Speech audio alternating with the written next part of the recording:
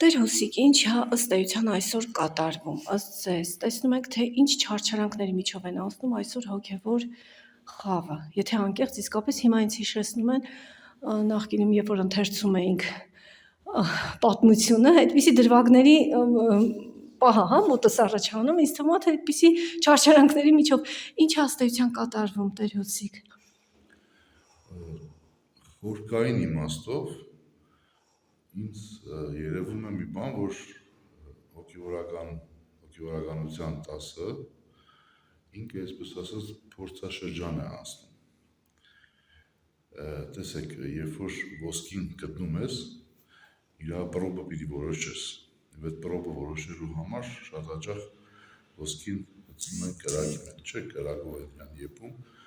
որ հասկանան, թե ինչ աստիճանի, ասենք ինքը պրոբ ունի։ Այսինքն այդ կրակի իմաստը մեզ համար հենց կյանքի փորձաշրջաններն են, որոնք որ մենք պետք պարտավոր ենք հաղթահարելու, եւ որ հաղթահարում ես, հասկանում ես, որ դու քեզ ես ճանաչում, քո հնարավորություններն ես ճանաչում, եւ որպես մարդ տեսակ ես կամ ի հայտ գալիս, կամ հակառակ վիճակի ես հայտնվում, այսինքն ոչ մարդ։ Ի պատիվ ձեզ Շիրակի թեմը միահամուռ է, կարծես թե մինչև պահը չունենք մասնատում, չունենք տիրադավություն, հա, այսպես ասած, արդեն տենդենց է դառել, հա, ամեն օր լսում ենք, որ մի հոգևոր հովիվ կաթողիկոսին ուրացավ, այսպես ասենք, հա։ Ի պատիվ ձեզ հիմա Շիրակի թեմը իսկապես միահամուռ է, ինչի հետ է պայմանավորված, ըստ ձեզ։ Ես անցած անգամ ասացի այդ մասին, ոչ թե ի պատիվ ինձ, այլ Հա, հոգևոր դասի, այո, ձեր հոգևոր դասի։ Ամեն մեկս մեր որոշումը կայացրեցինք եւ այդ որոշումը այն ուխտն էր, որոնով մենք արդեն շատ վաղուց ենք այդ ուխտը կատարել Մարիաթոր Սուրբ Էջմիածնի հետ եւ մեր ուխտը պահպանեցինք պարզապես եւ նաեւ հավատարմություն հայտնեցինք Վեհապար Հայրապետին, որովհետեւ ինքն է տնօրինում հայ եկեղեցին,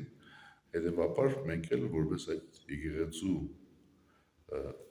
հոգևորականներ պարտավոր ենք մեր ենթակայությունը, մեր խոնարհությունը ցուցաբերել Հայրապետի նկատմամբ։ Եվ ինչ լուրեր, որ ասես, բնական է տարբեր մագարտակի լուրեր պատտվում են, բայց մենք ամեն մեկս մեր որոշումը կայացրեցինք, եւ այդ որոշման մեջ ես վստահ եմ, որ նաեւ մտածումը այն էր, որ մենք պետք է Քրիստոսի խոսքը պահենք։ Եվ Քրիստոսի խոսքը պահելը ոչ թե որ ուրիշին մեղադրես, քո մեղքը չտեսնել, այլ նաև փորձես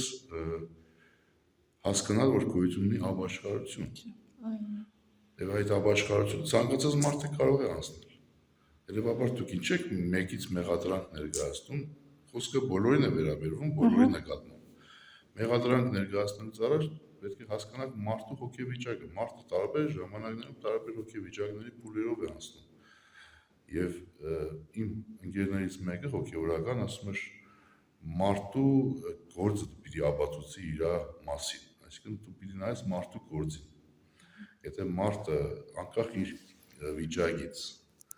ինքը իր գործով ապացուցում է, որ ինքը ընդունակ է թեկուզ սխալներ գործելով բարություն անել, չպետք է փորձես դատել այդ մարդուն։